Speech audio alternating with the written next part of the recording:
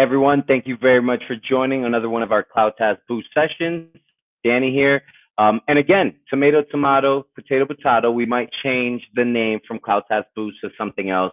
Might look like CloudTask Skill Bridge is what the team is discussing. But nonetheless, the idea is where we can jump on, help you guys in the remote candidate community get prepared and land these interviews, get these offers and negotiate for them and keep the job, right? Because the idea is not to job hop around from one place to another.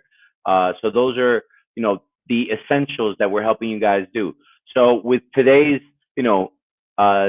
quick class, we're going to discuss those exact things, right? So the first one is get noticed, how to build a remote profile that wins interviews. So we've had a few sessions already where we're discussing your profile, professional picture, a good headline, list out your work experience. If you guys have LinkedIn, you probably are running into the same play. You guys all have a professional picture. I rarely see someone on LinkedIn with an unprofessional picture.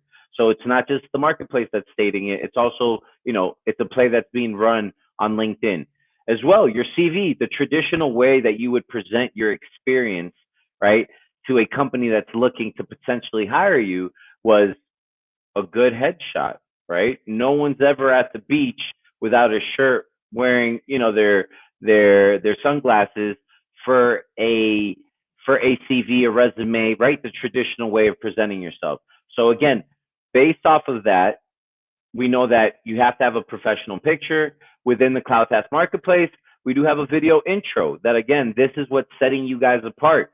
This is where companies are able to see how well, you speak English, because again, the main language that companies in the marketplace are looking for their candidates for are to speak English. Some are, they do have a secondary language that might be Spanish, Portuguese, German.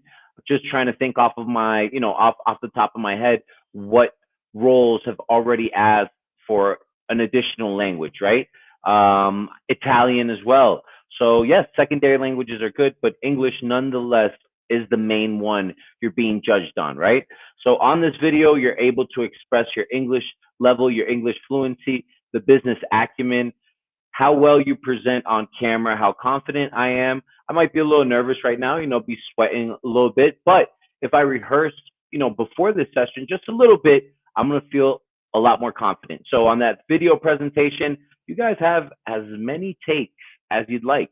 No one has stated you got to upload the first one, right? So a good profile. We've mentioned this multiple times. I know, we sound like a broken record machine, but again, these are the repetitive behaviors that you should be, improving within your profile in the marketplace, elsewhere, or wherever, right? So thinking about that, getting a profile set up, starting to entice these companies to reach out to you. I've mentioned this before. A subject line on an email is intended to see if there's some type of attraction, there's something interesting within the rest of that body of email that is relevant to me as a person, right? On a personal level, on a professional level. When we get an email sent, we typically don't open that email unless it's someone we know, right? Or the subject line was really enticing and we said, hey, you know what? I am a father of 3, love to play sports, love to earn in dollars. There's a new platform that I could do X, Y, Z. So yes, if there's a catchy subject line that is relevant to me and everyone else, you're probably going to open that up and check out the email. Same order of ideas is when you have a title of an individual that, might have experience in a few roles that you're interested in, right? There's some industry experience listed. Maybe there's a KPI and outcome, some type of success metric that individual has done. Before even watching the video, checking out what type of tools they've used, the title will let me know what, I want to either click on you and check you out or not. Title and the picture, right? As we've been told, don't judge a book by its cover, but nonetheless, this is what happens. So your professional picture and your headline is really what's getting you that extra click, right? That's how you're getting that click. where now they're opening it up and they're checking out the rest of your profile. So if you guys are also visual like me, maybe just popping that up there on the screen will help. Let's check out a profile if my internet helps out and doesn't start lagging. David, I know you're in the back, my man. Please let me know if my internet starts lagging on the chat. So again, we got Carolina, we have Sammy here. So Carolina Hill, 23 years in tourism, 5 years in marketing, executive assistants, admin assistants, outbound campaign. Dana, 3 years of customer service experience, sales representative using Citrix, Ring Central, and availability. I don't even know if I'm pronouncing that correctly. Brand advocate for a medical account. So now I know Dana has experience within the healthcare industry. I'm going to click on that. I need someone in the healthcare industry. Cool. My name is Dana. I've been in customer service industry for over 3 years. I've worked, okay, I read a little bit about the About Me section. I see some tools. I get to see now the experience. The first thing that's popping up is the experience. All right, these are the companies they worked at. All right, these were the roles. Awesome, awesome. Now let's go and click on another thing, which is the video, right? And now this is where I'm going to be able to, like I mentioned before, hear out that English level, check out what that business acumen, that business jargon sounds like. What type of customers have you been reaching out to before? What type of strategies, what type of channels have you been using as a sales manager, as a sales executive? How much revenue have you generated? So that's how, the ladder usually goes. So yeah, feel free guys to jot down any questions in the meantime before we move on, right? Moving on to our next piece, our next topic. My man David will bring it up in just 1 second. Let me stop sharing screens. All right, cool. So how to thrive now on the interview, guys, and being able to get that offer sent over to you is it's a lot more simple than it sounds. Researching a company and not believing you need to be a subject matter expert, said this before. Research enough for you to understand what they do in a sentence. Let them know, hey, Danny, I believe that you guys are helping, talented candidates look for jobs remotely. So you're aligning hiring companies and remote candidates. Is that right? In a nutshell, is that what you guys are doing? So however it is you want to say it, make sure you did your research. You were able to do your research. You were able to mention what they do in a sentence, meaning you kept it simple, avoiding yourself from rambling all over the place. Make sure you ask that as in a question, right? So, hey, yeah, I understand that you guys are currently connecting hiring companies, hiring leaders with remote candidates. Is that right? Did I get that right? Is that what you guys do? And just pause and let them answer. Yeah, actually, that's pretty much what we do. You got it completely off, right? So, hey, we got to go back to the drawing board and we got to practice and research a company a lot more, because I know it's hard at times to get confused with what companies do, but nowadays you could go to the company website, check out the products and services. You can check out a video on what it is that they do, and it's going to feel a lot more comfortable. So research about the company. Yes. Have a good elevator pitch, a good intro about yourself when they ask you, hey, Danny, tell me a little bit about yourself. I saw your video. Love for you to tell me a little bit more about that experience as a sales manager, as a sales executive, as a BDR. So be prepared for that question. And that's basically your moment to shine, your elevator pitch. Hey, well, thank you very much. It's a pleasure to meet you. I've been in the industry for about 8-10 years now, both B2B and B2C. I've been, from entry-level SDR all the way up to sales manager, senior sales manager, and, recently been promoted to VP of marketplace operations. So again, this is the moment where you have about a minute to be clear, concise. Remember what role you're being hired for. Very important for those of you that have experiences in different areas. Don't ramble about your content creation experience if you're being looked at for an SDR or an account executive role. Don't speak about your graphic design or your teaching experience if you're being looked at for an onboarding specialist role, right? So keep in mind, keep that in mind. Keep that in mind. Elevator pitch. Now we're moving on to having some good impacting questions, right? So if you don't have any impacting questions, make sure you look some up. You check some out. Hey, nowadays, ChatGPT and all these other AIs are helping us out get prepared. But truly, if you need to chat GPT the question and you don't know how to go after that, once you get the answer, you're going to run into a wall. So yes, I do recommend using AI to find some, more sophisticated impacting questions for these interviews based on the role that you're being interviewed for. But nonetheless, be prepared to go off of the answer that the interviewer is giving you, right?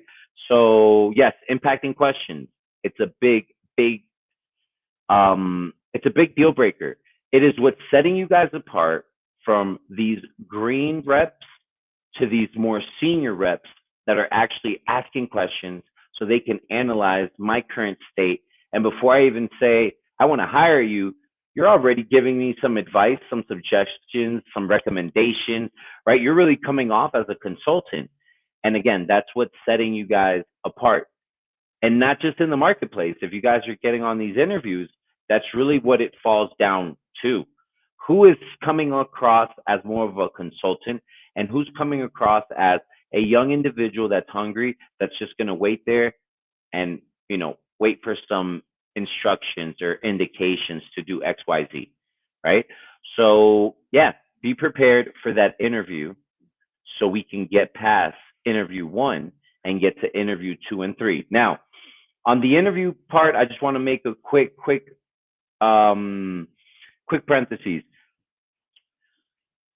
A good best practice is to make sure you're there early, not even on time. Make sure you're there early. Interview set for 5 o'clock. You're there at 4:50. You're there at 4:45. You're there at 4:55. Hey, earliest, whatever earliest to you. But the idea is you're there before the person interviewing you. Nowadays, internet is acting up. Your computer just died. Your charger broke. Whatever excuse, reason, or valid reason, right? Because we have reasons at times. This will happen, and Murphy's Law will bite you in the butt. And make sure you guys are there early. Secondly, so speaking about early, now on the flip side, do not cancel your interview an hour or less before, right? Again, not trying to make this seem like some type of dictatorship, but it is not a good first impression. If you are showing how reliable you are on your first interview, you are not a reliable individual. It's as simple as that. Now, I have kids, I have family members, my parents, I love them. They're getting older and wiser. But if one of them falls, breaks a hip, I might have to move. I might have to go and help them out. If my kids have an accident, if I have an accident, things will happen. I'm not saying that they won't, but you definitely have the Cloud Task team to support you. So definitely let us know, and don't just leave us without any type of explanation, because we cannot lie on your behalf, but we can definitely portray the message, right? Or I'm sorry, share the message that you guys are letting us know. So let us know. Do not cancel an hour or less before an interview. I'm still stuck in traffic. I'm a passive candidate and I'm looking for my next best opportunity. So I'm currently working and I'm on another meeting. Hey, that's valid. When you're a passive candidate, it's a little bit more like, the company understands that. They're like, all right, hey, I get it. Danny, John, Melissa, they're currently working. All right, we have to change it around. No worries. You know what? Steve, you're not working. You have no excuses, man. Why the hell are you canceling, right? So yes, passive candidates will kind of get more of a little pat on the wrist and sure, let's reschedule. But nonetheless, if it's because you're stuck in traffic, get on your phone. Get on your phone. Hey, how's it going? Apologize, I couldn't get to my house by the time, with this interview. Traffic is crazy here in Medellin, Colombia, but it's a pleasure to meet you. So again, you're going to go in with confidence. You did not cancel, and you can address the elephant in the room. You can let them know, hey, we live in a world where there's traffic. Yes. All right. So that was my little spiel, my little rant about candidates canceling right before interviews. So I'm saying an hour. right? I'm talking about I've had situations when it's 5, 10, 15 minutes. Doesn't make you look good. Cloud Test doesn't look good as well, but you look horrible. The percentage of people that are getting a reschedule after a 10-minute, declined interview or trying to reschedule it within a 10-minute frame is probably, 10%. The 10% is for the people that said, hey, my kid just had an accident. I have to run. I just got in an accident. Those are in the 10%. Everyone else, you're not going to get a reschedule. All right, cool. So getting towards the end, right? Let's move forward to the final topic before we move on to our Q&A session. Let's make sure that we discuss not only interviews and getting that offer, but actually keeping the job, right? So at times, you guys, you have a lot of the management team, let it be, or there's a lot of crazy tools out there that you're being hired for. And then at times you have companies that are not providing any type of support or some light support, right? Where either or you sold yourself way too much and you let them know that, hey, I'm a self-managed individual. I've produced my own leads. I've verified that they are who they are. They have phone numbers. I've done this type of implementation. I've done this type of workflows and sequencing in the past. I've booked 10 appointments in a week, so I can do it again. So again, it might be that you're getting bit with your own words. So let's make sure that on these interviews, you guys are obviously selling yourselves, but don't go overboard. And then on the flip side, if you don't have that much management, you don't have the team that's helping you guys out, you're going to need to manage yourself. AI is a big thing. It's only going to keep getting bigger. I am seeing now from colleagues, myself, our CEO, going on course, grabbing the transcription. Hey, chat, can you let me know what I did well and what I need to improve drastically? If it's a lot of things that I need to improve, let's focus on the main three. Thanks. And then we get our prompt, right? So if you're not using AI to that extent, once you're hired as a candidate, you should. Hey, chat, check out this call I just had. Can you please let me know what I could have done better? Right? Like if you're doing some outbound, your new company isn't really managing those calls that you're making. You're not getting any training. You might have sold yourself way too well as a great outbound salesperson, and we might need some of that support. They walked away expecting just success and outcomes from you. So again, use AI. Make sure that you have some type of manager, right? Manage yourself, be self-managed. You should be using your calendar. If you guys are in different areas, right? If you guys are targeting different markets, better saying that. If you guys are targeting different markets, make sure that within your calendar, right, you guys have the secondary time zone, right? I don't know if you guys zoom in a little bit more, but right here, right? Eastern time to Colombia. Right now, we are on Central time. So I have Colombia time, Eastern time. That way on interviews, I don't mess up, right? I know that a lot of you have messed up. If you guys are on Pacific time, if you guys are on Central, Eastern, if you guys are in Asia, or if you guys aren't, right? So many different time zones. If you guys don't have this function up, I recommend you do that, right? You go to settings, you easily go add secondary calendar, and that's it. And that's it, all right? Let's move on to our Q&A session before wrapping it up on this beautiful Friday. And yeah, let's get into it. David, thank you very much. Carol, what is better to highlight in a profile, roles, industry, or both? Okay, awesome. So you have the ability to put both. Within your title, I would definitely say your industry knowledge, right? Because the roles are already going to be displayed towards the bottom. The roles are already going to be in the work experience. And then again, roles to, let's say, industries or even description, they'll vary. But like if you're looking at an SDR to a BDR to a senior SDR in different companies, it might be the same exact thing, or they might be completely different roles, right? So the best is to check out those descriptions. But yes, with that being said, industries in the titles would definitely be a lot better. And then throughout your profile, you have an about me section. List the roles that you've had. You've been a manager, list that out. You've been, an account executive, list that out. Yeah, hope that answers your question, Carol. Let's move on to the next one. How many interviews does a company typically run before making an offer in the marketplace? So this is it varies, right? There's many different companies. We have startups, we have emerging corporate, right? Getting some of these the enterprise companies obviously have a more tedious process. Those tend to have a higher monthly base. So those will have 2 to 4 interviews, right? I have noticed there are companies that are average 1 to 2. 1 to 2 interviews are typical, right?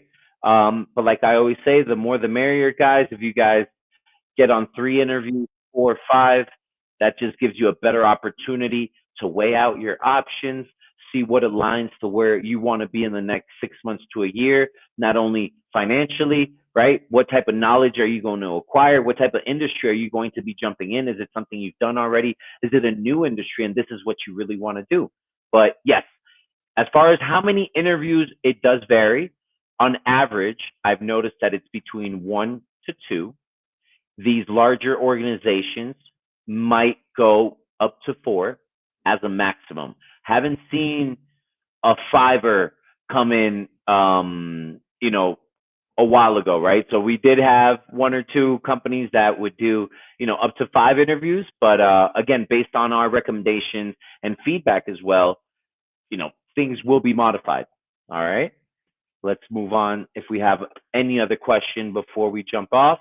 All right. Once we get a job, does the marketplace manage or train while we have our new job? So as the marketplace, we're helping you guys connect with these companies where you are now selling your services. You're able to, agree on a set monthly price where you both are happy with. And then we turn into the payment entity, right? We receive payment, we pay you out, commission, space, all that good jazz. As far as, hey, Danny, I need to take off on December 24th and 25th. I'll be back on January, right? So that would be discussed directly with the company. You're being managed directly by them, but do we have content and training material that you guys can always take? For sure. Could you reach out to Danny, Blue, David Manjura, Amir, Eddie, Arturo, Mateo, David on this call right now? Yes, you can definitely reach out to us if there's any questions, anything that's ongoing within your campaign. But as far as any authority, that's definitely on the hiring company. It's the hiring company that recently, got you on contract. They are the ones managing you directly. But is there any coaching and training going on in the back end? For sure. It's passive, and then it could definitely be a lot more proactive on your end if you'd like to book any calls. Hey, Danny, this is a call I just had, man. Could you hear it out? Hey, did you run it through ChatGPT? All right. Well, yeah, let me hear it while you run it through ChatGPT, right? So definitely you guys could use the marketplace. We're here to help. We're here to help. All right. David, I'm not sure if there's any other questions. If there isn't, I hope you guys have a great weekend and looking forward to seeing you guys next week. All right. Have a great one, everyone. Bye.